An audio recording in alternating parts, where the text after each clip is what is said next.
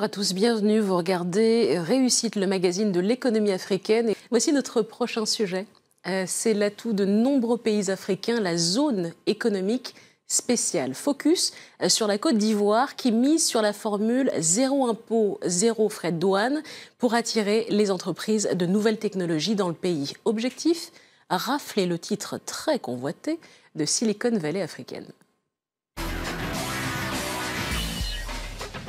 Depuis qu'il a pris la direction du VITIB il y a 3 ans, Philippe Pango aime venir sur le toit de son bureau admirer le chantier qu'il coordonne. Chaque fois que j'ai la visite d'investisseurs potentiels ou d'entreprises qui veulent se faire agréer ici, je les fais toujours monter sur ces toitures pour voir ça, pour voir les travaux en cours, parce que ici, c'est l'endroit où je viens pour rêver, véritablement rêver et voir, rêver à ce que deviendra ce projet. Le rêve de Philippe Pango, c'est le village des technologies de l'information et de la biotechnologie. Une zone économique spéciale qui est en train de sortir de terre. Un espace entièrement consacré aux nouvelles technologies. L'idée, c'est de faire la démonstration que l'Ivoirien, à part planter du café, du cacao, il sait faire autre chose. C'est un peu ça, changer la physionomie de notre économie, montrer qu'on peut bâtir une richesse pérenne sur une économie de savoir, sur des start-up innovantes qui créent des produits pour nous. Et qu'on n'est pas forcément condamné à ne consommer que ce qui se construit ailleurs. 60 hectares sont déjà construits, avec des hôtels, des salles de réunion et un accès direct à Abidjan via l'autoroute. Il y a même des équipements de loisirs. Ce que vous voyez en arrière, nous avons un complexe sportif constitué d'une piscine, de terrain de foot, de handball, volleyball. Nous avons un amphithéâtre d'une capacité de 650 places qui est juste à ma gauche, derrière lequel vous voyez d'autres bâtiments qui hébergent des entreprises de type TIC, de type biotechnologie. Situé à 1 heure d'Abidjan, le VITIB est relié à la principale ville ivoirienne grâce à une autoroute qui vient tout juste d'être terminée. Un câble sous-marin en fibre optique permet de connecter directement la zone en Internet haut débit. Des infrastructures qui ont attiré une quinzaine d'entreprises liées aux nouvelles technologies. Comme l'opérateur téléphonique Orange, qui veut y installer l'un de ses plus grands centres de stockage de données informatiques. Vous avez ici le chantier de construction d'une entreprise qui a décidé de faire d'ici l'emplacement de son data center. C'est un data center et non des moindres, c'est un des plus grands data centers d'Afrique de l'Ouest qui est en train d'être construit ici. Résultat, les 60 hectares actuels commencent à arriver à saturation. On attend des multinationales, on attend des entreprises encore plus grandes. Donc il nous faut investir justement dans tout cet aménagement que vous voyez derrière vous et dans ces bâtiments. Philippe Pango est en train d'aménager une nouvelle parcelle de 180 hectares. Viabilisation du terrain, raccordement à l'électricité, à l'eau et même à Internet en fibre optique, coût des travaux, 18 milliards de francs CFA. Le patron voit grand.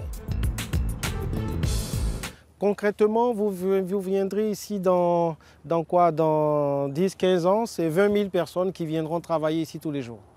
Qui pourront venir ici, soit par la route, puisqu'on est desservi maintenant par l'autoroute Abidjan-Bassam, ou même par voie lagunaire, puisqu'on est ceinturé par la lagune Ébrié qui passe au nord de notre territoire ici. Et pour attirer les investisseurs, Philippe Pango ne compte pas que sur l'aménagement du site.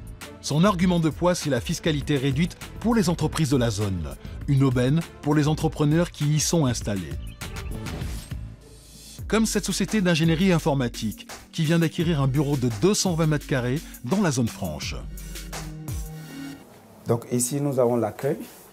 Là, nous avons notre salle de réunion qui a une capacité d'une dizaine de personnes. Si Prestige Télécom a choisi de s'installer ici, c'est d'abord pour son régime fiscal avantageux. Nous nous sommes installés dans la zone franche pour bénéficier donc des facilités. Nous payons 0% d'impôts. Pas d'impôts. Pas de TVA, ni de frais de douane pendant 5 ans. Le patron n'a pas hésité longtemps avant de s'installer ici. En Côte d'Ivoire, c'est un avantage pour nous parce que l'environnement aujourd'hui est propice au développement. Et pour faire ces marges-là, il faut trouver ces niches sur lesquelles on peut gagner. Mais pour l'entreprise, bénéficier de ces avantages, ce n'est pas pour autant gratuit. Cette zone économique spéciale est gérée par un opérateur privé. Pour être rentable, le VITIB prélève une redevance de 2,5% du chiffre d'affaires de chaque société présente sur la zone, en plus du loyer. Nous avons des objectifs, des obligations de résultats. Nos actionnaires nous attendent là-dessus année après année. Donc ça change un peu la donne. Toute entreprise privée qui choisit de s'installer ici, elle a en face d'elle un partenaire privé qui agit de manière très professionnelle dans la gestion même de cet espace. Alors, pas question de laisser tout le monde s'installer sur la zone. Les entreprises doivent être rentables. Aujourd'hui, la société HES vient défendre son projet d'entreprise. Elle aimerait produire des solutions panneaux solaires depuis le parc d'activités du Vitibe pour les distribuer dans toute la sous-région. C'est pertinemment aujourd'hui qu'on est capable de couvrir un peu la sous-région en matière d'énergie solaire à partir de la Côte d'Ivoire. Parce qu'il y a beaucoup d'importations qui sont faites, mais aujourd'hui qu'on est capable de produire ou de monter un certain nombre d'équipements sur place. Mais avant cela, elle doit convaincre le patron. Donc on pense on a les éléments, on a les arguments pour pouvoir convaincre le directeur général du Vitibe. On essaiera de le séduire avec notre projet. Et puis bon, on pense qu'on sera dans un partenariat gagnant-gagnant. La patronne est venue avec son principal investisseur. Pour lui, s'installer dans le parc technologique, c'est la garantie d'être plus efficace. On veut s'occuper de l'essentiel, ça veut dire la production. On veut se concentrer, on veut aller à l'essentiel.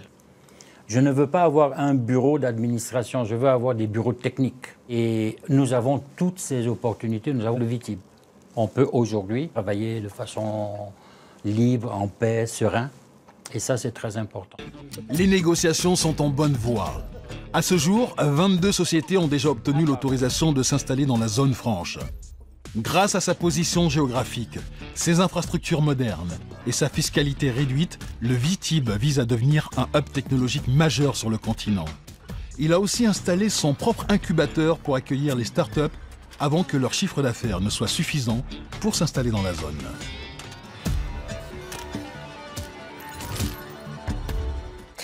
Vous avez dit à juste titre que la vie d'entrepreneur, c'était faire face à des difficultés, et notamment réglementaires. Là, on voit que pour convaincre les entrepreneurs de s'installer dans le Vitibe, le gouvernement ivoirien promet 0% d'impôts. J'imagine que ça vous parle. Mais est-ce que c'est suffisant pour aider à se développer? C'est pas suffisant, mais c'est essentiel, effectivement, surtout dans ce secteur de la technologie de pointe. L'économie du savoir, pour moi, est un domaine où l'Afrique peut gagner considérablement d'emplois. Oui. Et les jeunes Africains, effectivement, s'intéressent énormément à ce secteur-là.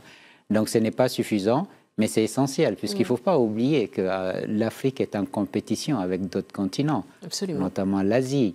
Et ne parlons pas, bien sûr, de la Silicon Valley dans ce domaine-là. Donc, je félicite le gouvernement de Côte d'Ivoire qui a eu cette initiative. Je suis persuadé que ça va permettre de créer beaucoup d'entreprises dans ce secteur. Donc, je pense que ce secteur de la technologie, de la haute technologie, est un secteur important. Vous dites que vous y croyez. Est-ce que vous faites quelque chose de particulier dans le domaine numérique par rapport à votre chaîne d'hôtels? Ah ben oui, vous savez, aujourd'hui, un client, avoir Internet ou ne pas avoir Internet est un élément de non-choix. Un client ne viendra pas chez vous si vous n'avez pas tout ça. Donc, quand nous construisons nos hôtels ou nous rénovons nos hôtels, l'un des principaux points sur lesquels nous demandons à nos ingénieurs de travailler, c'est de s'assurer que nous avons une bonne connectivité. Parce que notre clientèle, essentiellement, c'est une clientèle d'affaires qui voyage beaucoup et qui a besoin d'être connectée à tout moment. Oui, donc, c'est important d'avoir cela. On l'a vu dans le sujet, c'est une entreprise privée qui gère cette zone économique spéciale. Est-ce que c'est la bonne formule, selon vous? Je pense que ça permet d'aller plus vite. Et dans nos pays, les États ne peuvent pas tout faire. Oui. Parce qu'il n'y a pas peut-être encore la capacité humaine, les ressources financières sont quand même assez encadrées. Et je pense que ce que la Côte d'Ivoire est en train de faire, et d'autres pays aussi en Afrique, je pense au Maroc, au Kenya, c'est de permettre des partenariats publics-privés, donc les PPP, et ça permet d'accélérer le développement de nos économies, puisque les privés peuvent aller beaucoup plus vite que les États. Et puis, ma foi, si le privé y trouve son compte et dans le processus, ça crée des emplois, ça donne une plateforme économique pour que des jeunes s'installent et créent des emplois, c'est ça qu'on cherche.